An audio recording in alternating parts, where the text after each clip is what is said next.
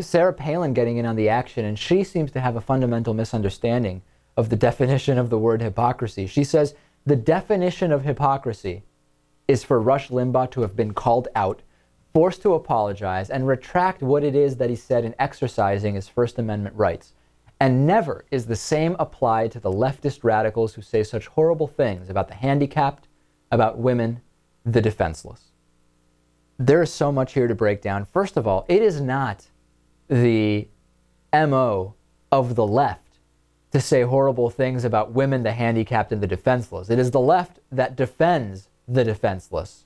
And in that sense, I mean the poor.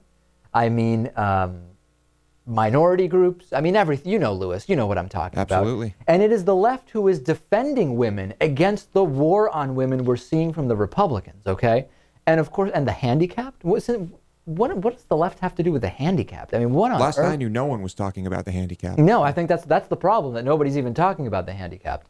But then, of course, this is a fundamental misunderstanding of hypocrisy. And these First Amendment confusions, we saw this exact same thing, Lewis, with Dr. Laura. Remember when she had such a backlash for her N-word rant on the radio that she basically was forced off the radio. She was not going to renew her contract.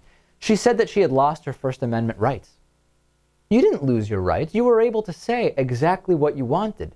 You offended people, and they no longer wanted to support you financially or by listening. That's not a First Amendment issue. And that's the same thing here. And by the way, Rush Limbaugh was not forced to apologize.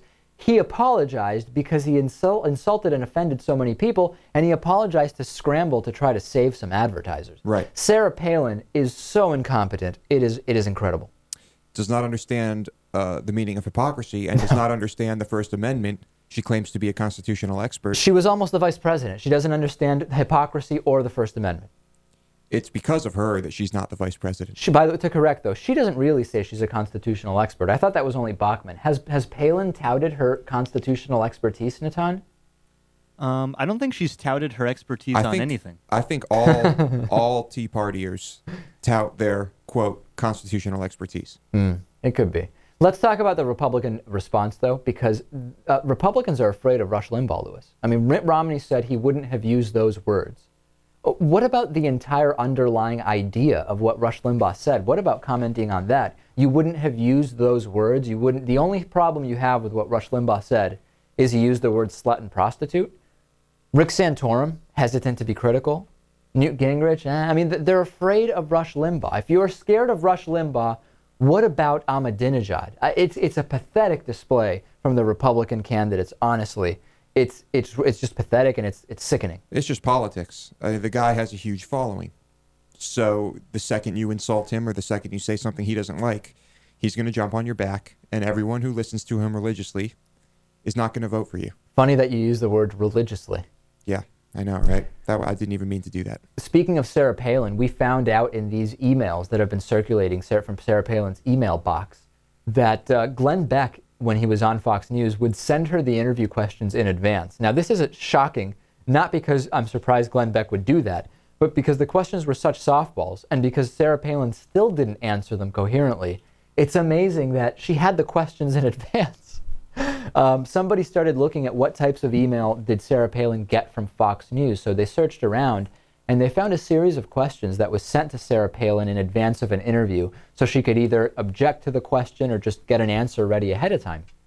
Look at some of these questions. The fact that these were then forwarded by Sarah Palin to one of her aides to formulate short answers. Sarah Palin needed someone to get answers to these questions, and she still came off looking completely incompetent. Governor, we've been jumping in front of trains and out of buildings over the economy, over money. How do we get back to having our priorities right, where family and kids are most important? She had the question in advance, and she needed to forward it to an aide to still stumble through an answer. No, you don't get it. She was forwarding it to her aide to make sure that the aide was smart. It was a test. It was a little short answer quiz. She wanted to make sure he knew how to answer. You've seen national politics. You've lived it. Is political common sense dead? I don't want to get my oil from our enemies. When do we start getting gas from the new pipeline you worked on making happen? This almost sounds like it's someone who's helping her pitch a campaign. Oh, of course. but she's not running for anything. Here's another question she needed prep help for. Do you consider Mr. Obama your president? Are you a citizen of the United States? Are that's you right. concerned? Doesn't her husband want Alaska to secede from the nation? These are being teed up for her. Are you concerned about what appears to be a global push to discredit capitalism? It's ridiculous on 5 levels.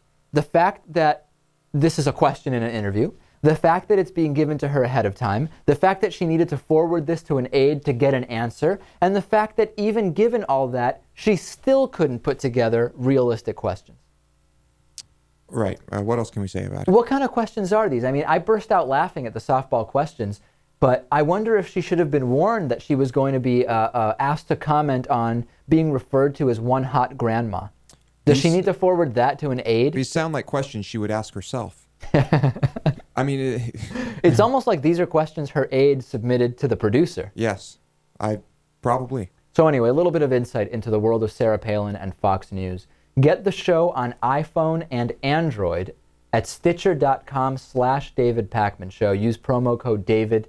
You'll help the show. You'll get the show put directly into your favorites. I use Stitcher all the time, Louis. It's a very cool app. If you had a newer phone, you could be using it too.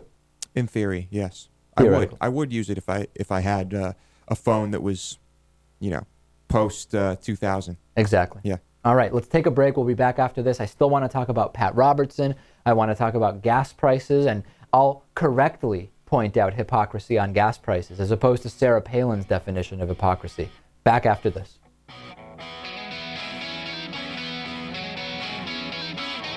The David Pakman Show at davidpakman.com.